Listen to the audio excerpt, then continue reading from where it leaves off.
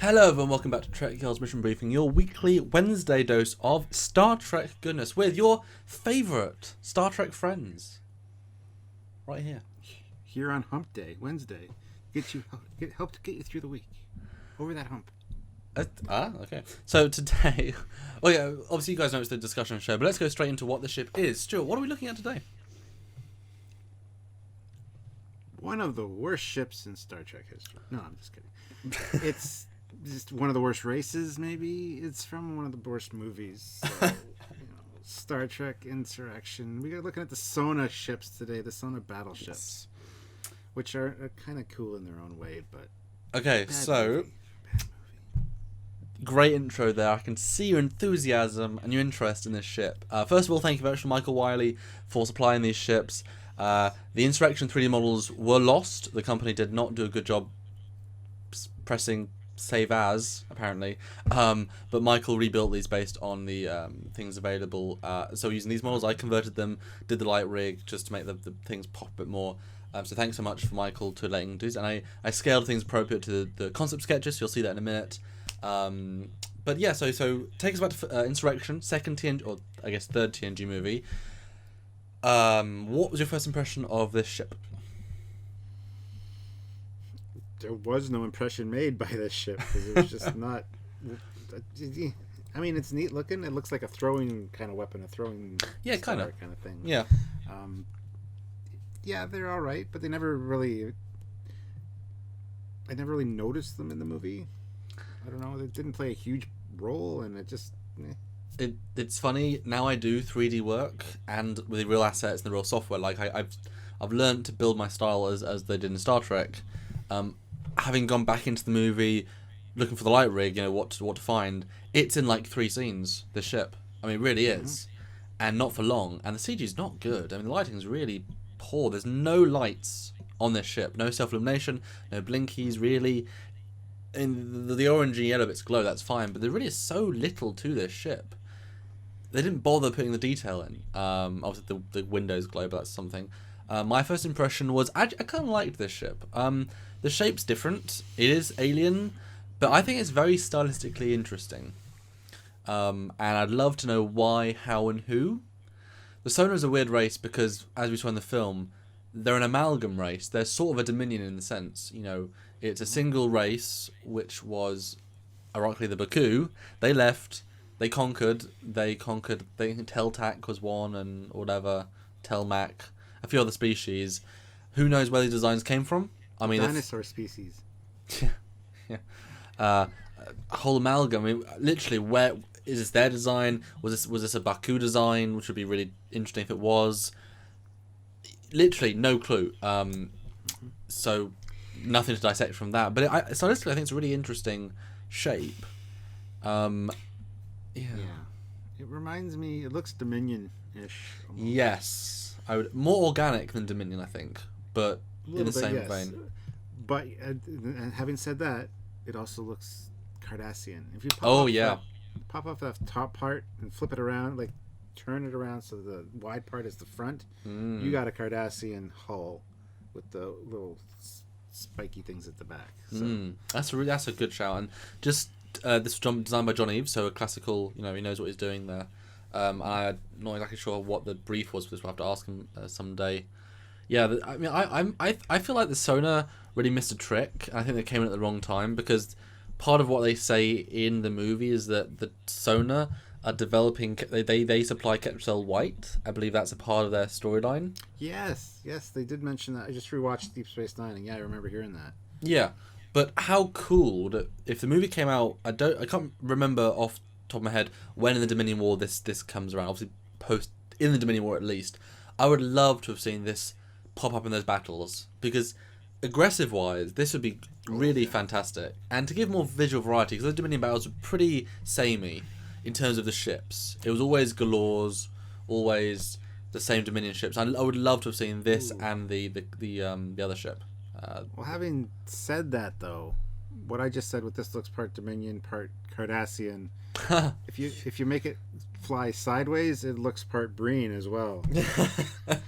Like it really does. I mean, think about That's it. interesting. The Breen shapes are designed. I mean, it would be easily lost in a battle. You wouldn't know what faction it was with. It was just Well, the only difference is this is a bright brown.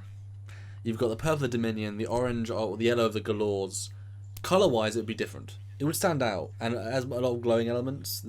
I think you would still see it, but I absolutely agree with that. Although, does that say something about John Eves? Because he designed the big Dominion ships, the Breen ship. Do you think he maybe had a very Dominion war-y brain on him that day to pull into the ship? possibly, yeah. Yeah, could just be. It could be a throwaway design shape for him for like you know, less important species, I guess. I don't know if that's fair to say. Yeah. I don't want him to hurt me because he's very. He can lift Doug Drexler. We have proof. Yes, he can. So I don't want him to beat me up. Now? We'll look at the other ship as well at some point. We see four. We see four Sona designs: the fighter, the big battleship, the big collector, which obviously is a separate starship. That's not whatever, and then a command ship. Yeah, so I mean the shape is obviously very different to the other ship. Do you think that's possible that maybe in the underbelly of the real deep down behind the scenes, that maybe the Sona, they were selling Ketracel White, maybe they were getting Dominion designers to say, hey, we like the Galore, we like some of the styles of our Dominion ships. We could help you design a battleship, a really big battleship, to help take on whoever. That makes sense. I mean, it could be too, like, because the Sona, I don't see them as a very powerful faction. I don't see them as so it makes sense that their ships were either designed or purchased from from another race. Like, we know that the Ferengi bought their warp technology from the Breen. Yeah. So it could be that this is a old Breen hull, which they reconfigured to fly the right way. I hate the way the Breen ships fly. That is unique. I don't know. Yeah, it's interesting. It does pull from those races, so I wouldn't be surprised. And come on, they're pretty devious. I think that's totally within their character. Yeah, I don't know, but I like it. I like it as a ship. Although now, having played with it in 3D, this is the view. Other views, not so much. Let's go to the next picture, which is I still think quite an interesting picture. You suddenly get a real sense of how small it is. In context, we'll see scale pictures. It's not small, but what do you think about this and where the glowy bits are and what do you think? First thing I thought of was the NSEA protector. Kind of the same style. It's neat. I love where the engine placement is. Yep. I assume the ones halfway up the wings are probably like impulse engines or something, maybe. I think it's neat. It looks like a boomerang though. Yeah. That's exactly right. Yeah, you've got to ask. I mean, my assumption is that the yellow bits at the front are like the Galore's pulse wave disruptors. They're the weapon emplacements, I would assume. Mm-hmm. The two on the wings are the impulse. I guess the three on the far end are all the warp. Although it would seem strange, maybe the one on the tip closest to the internal space, that's also impulse, and the outside of the warp. But it's weird they're all the same colour. I don't really like that too much. Doesn't help. Like, if one should be a different colour or a different tone, or that would be Yeah, I don't know. Next picture. Oh yeah. This is from the movie, so yeah, you get to see some of what you were talking about with the lighting. It's very. Yes. This is the official introduction of these ships, guys. This is the shot that introduces them. That's why I don't remember it. You know what I mean? Yeah. It looks like a Cylon ship there. I love the design of the Collector, though. I mean, how complicated and awesome. Big is that ship? And it's self-illuminated. You got some lights on the front there that shine up, which is cool. Imagine if that had been the main Sona Battleship. And obviously, you'd make Babylon 5 comparisons, because you are sort of getting closer in that stylistic-wise. But imagine if that had been the ship. Like, this big, hulking, whatever. But yeah, I mean, these ships don't have any lights, really. I mean, not even in this shot. I mean, they're not glowing properly. But then look at the Enterprise. It's so far away. I know it's far away, but the Collector has big glow. The Enterprise, like, you can barely see the blue glow. There's almost no red light. Nothing pops. It's very bland. And the entire aft of the Sona ships are black. so strange. I mean, it saves me time doing the edit. I mean, honestly, because I really went out. I had to add a lot of lights to the orangey bits and things to make them pop. Unlike these, because they should really pop. But I mean, okay, yeah, it has no other lights. But yeah, it's really bland. I totally agree. Everybody complains about the special effects in this movie, and I kind of get it. Yeah. Some of the shots I don't mind. Like the planet scenes are very cool. The planet looks awesome. Yeah. But yeah, I can see when you start talking about how things are lit and whatnot. I can see it. The Enterprise looks like it has no warp nacelles in this picture. They don't stand out. It's weird. But yeah, the next picture that's the only shot for the movie. That was it. This one is full orthos, which I made because I like making full orthos. By gosh, how thin is it? Like the front view and the back view are just nothing. I mean, I kind of like the Enterprise. Looks like the Enterprise J from the front. Yeah, a little bit. I mean, I think the top view and the bottom view are pretty cool. Yes. I mean, now I guess you say Franklin detail, even though this came far before. You know, the cutouts. Yeah. But I mean, it's cool. It's kind of got pincers at the front in this view. It's kind of like a scarab. I think the command ships clearly take influence from that. But I mean, it's a very aggressive ship. I think if they'd bulked out the wings more, because they're very thin, they'd lose the aggression. Bulk those out, give it a lot of internal lights, give it more glowing parts for weapons, you know, give it visible weapons, visible launchers. That would look kind of cool, you know. I think this could be a really aggressive foe for anybody, you know. And the fact is, in the movie, I mentioned this before, you know, obviously you're dealing with limitations in CG, in script writing, and sometimes the people behind the scenes don't even know what's going on, really. But the idea that they send two of these to attack the E, and they think they can blow it up, no problem. You know what I mean? So even though they're in the bribe patch, things aren't working properly, and you can't use full weapons. And obviously they've been modified to work better. But are you saying that two of these are as strong as the E, if not stronger? Is that what you're saying? I mean, the E's are... Yeah, that's the impression I would get, absolutely, yes. The E's a pretty hefty ship, you know. It's the new warship. It's the new battleship for the Federation, so... Yeah. So these must be serious enemies. That's why I'd love to have seen this in the Dominion War. And obviously the E. I mean, come on, guys. We should put an E in a shot. But, yeah, I mean, do you have any thoughts about the angles? I mean, the side view's pretty interesting. Sort of. It's just the ship reminds me of other ships from other races because the side view looks like one of the Xindi ships. Yeah. Whether it's the reptilian. Yeah. Absolutely. So I mean, and you even have some indications of the scimitar here, kind of a bat-like look. Yeah. Yeah, a little bit. So I'm always comparing it to other things. So I don't know how good that is necessarily, because I already compared it to 5 different races already in this mission briefing. That's what interesting. It reminds me of when I first look at it. So okay, sorry, hard question. What do you prefer, this or the Andorian ship, the Kumari? Because you were also nonplussed about that. This feels more Babylon 5. The Kumari feels more Battlestar Galactica. Okay. Universe-wise, I don't know. I prefer the look of this one. Like you said, it looks very aggressive and mean. And if you did some changes to it, it could look even better. And I think they are small changes as well. I think this is almost there.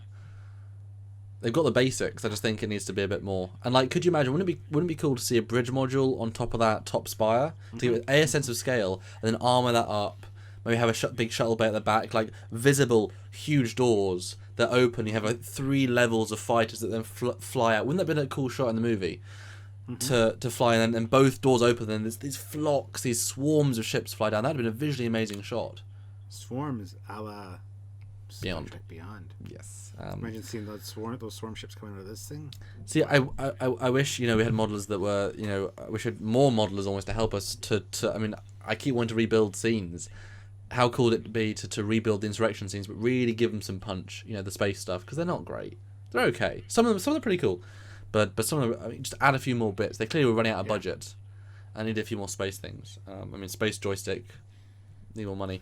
So on to the next picture, and oh my good God, that thing is huge. It's pretty big. I didn't think it was that big. It's pretty big, and this is based on the scale chart from the. I carefully based this on the scale charts done for the Insurrection books. This is accurate. And I also have other ships later on that we'll see. Wow.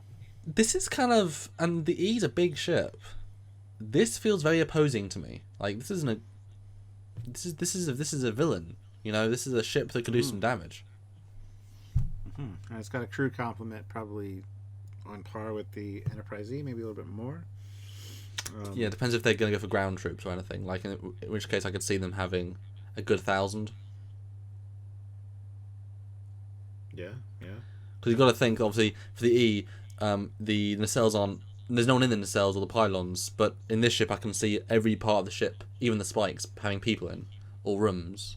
So there's way more real estate in this than the Enterprise Z. I disagree with that. I think a lot of the ribbed areas would probably be non-inhabitable. Oh, yeah. And the tips of the spires, like at the rear for the engines and stuff. Okay. I can see both. So I think that leading edge and that center part would be the main areas. No, good argument. But it's about what I thought it was, but it's certainly on par. It's just the exact opposite in terms of the scaling. Obviously, the Enterprise Z is thin and long. This one is thick and sort of thin. So it's kind of how the opposite styles work together or against each other. But yeah. Mm-hmm. Yeah, and I never got a sense that it was this big from the movies, so that's awesome to see that. Yeah.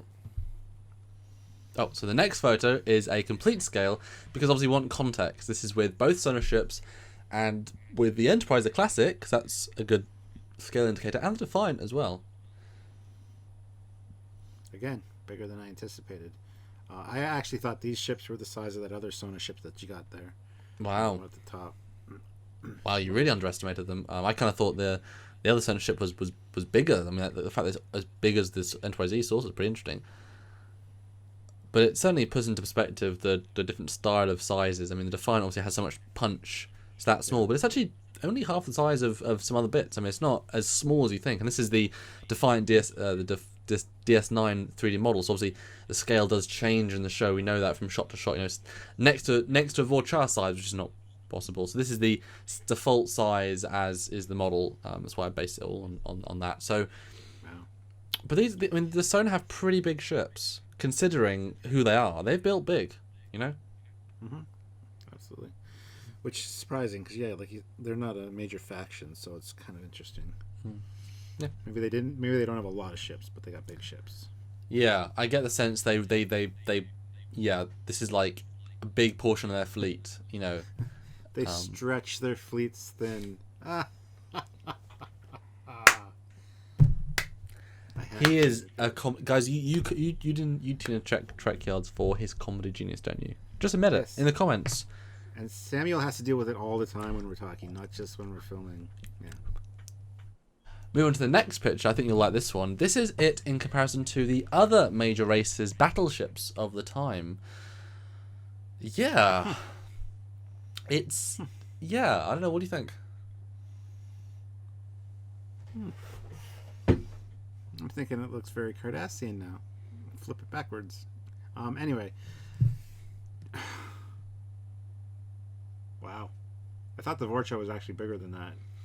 Yeah. The Vorcha was bigger compared to Galore, but... Well, the Galore's longer, isn't it? I mean, it has... And this is Brandon McDougall's Galore. I don't remember who made the Vorcha, and obviously the Voyage version of the Deredeck. So I mean, there's all three of these are the studio models, except obviously the Sona one. But I mean, it does have some serious weight to it, and obviously, as we've been told by our fans, you know, don't look at the length only, because the depth is also a big part of how big a ship is, and just because it's long doesn't mean it's got the same internal volume. So I mean, it's all relative, but comparing it to, I suppose none of these are the Deredeck is the bog standard classic Romulan ship. The Galore is the standard, if not it's not the best, and the Vorcha is obviously not the best nor the standard. It's sort of in between. But it certainly puts the Sona at. They've made a big ship and they've gone for a big ship. So, yeah. Yeah, would have been interesting to see a Negvar here too. Yeah, I haven't got a Negvar right now. Sorry. Oh, that's right. So the next picture is back to the first picture, and yeah, there you have it, guys. A tour of the Sona ships. Yay! Oh, come on. I think it's interesting design. But here's my final closing thoughts. Okay. So you don't have to ask me. Okay. It just seems piecemeal. It seems like it's picked parts from different races and slapped them all together into one ship, which could be the case. They could have bought technology from other races and kind of combined them and made their own thing. I don't know. It seems almost too cool for that, and it would be. I don't know.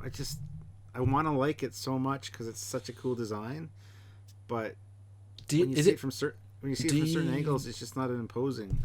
Do you see beyond the curtain? Is that where you are with this? You know, you're not being taken up by the big, just the overall shape. You're looking behind the curtain, saying, "No."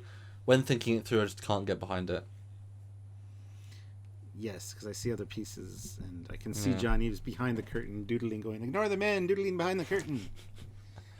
Nice. Great. It's a great ship. Don't get me wrong. It's just, like you said, I'm not looking at it as anything that we're ever going to see again.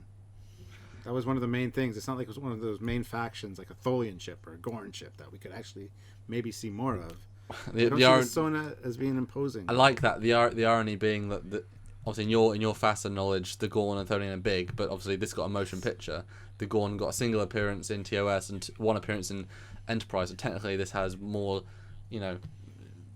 bigger scope. I mean, this is certainly not a big player, but, those aren't big players either. They are in the extended universe, certainly, but sort of... Anyway, I was just... You should have said Romulan or Cardassian, but your Fassiverse is a bit different.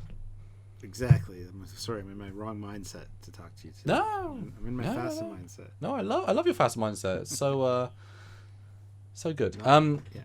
Yeah. I don't know where we're going with that. Yeah, no, I think I sort of agree with you a little bit there. You gotta always remember that this race is like 100 years old, and they are a race of conquerors that are like 4 races in one. So if this is the second generation of ship, it's gonna be pulling from everything. So if it looks like a ship by committee, it is, and that's interesting that you picked up on that. And I really do think they had some Dominion influence here. Look, there's the front of the ship. Pair of snippers. Sorry. But I like it. I would like to see her more in motion, and this is the best view of her, I think. She doesn't look too great in other angles, but again, thank you, Michael Wiley, for giving this model to use. And again, I think we should do a full episode. There's really no information on Sona whatsoever, or any interiors. It'll be easy for me to research. Yay! But we need to get John on, hear his thoughts, hear what the script called for. I mean, I'd love to see that and delve into what it could be. That's what we do at Trekyards. You know what it looks like? It looks like a multi-tool. You got a bottle opener on the back. You got a pliers on the front. You got a boomerang. Yeah, I'm just going to be quiet now. Take us out, Commander. You are just the one and only, aren't you? And that is it for this week's Trekyards mission briefing, your weekly list of Trek goodness, and even for the one-offs. And we love doing the one-offs because they're just so fun. I think so anyway. So if you want to support the show, please do go to our website at trekyards.com, click on that donate button and give a one-time donation to help us run the show. Or if you want to be a regular supporter, which helps us know where we are, because we have bills, we have real life, we have things that just have to be covered to keep the show coming to you all the time. We want to do that. We really do. So if you want to do that sort of support, go over to Patreon, which is a monthly YouTube donation service. Click on whatever you want to donate, $10, $15, $20, $3,000 a month, whatever you want. And that will go towards helping the show keep going. I know, right? But until next time, guys, for another great dose of Trekyards, this is Commander Hawkins. And Captain Foley. And we'll see you next time. Bye, guys. The Swiss Army knife of ships.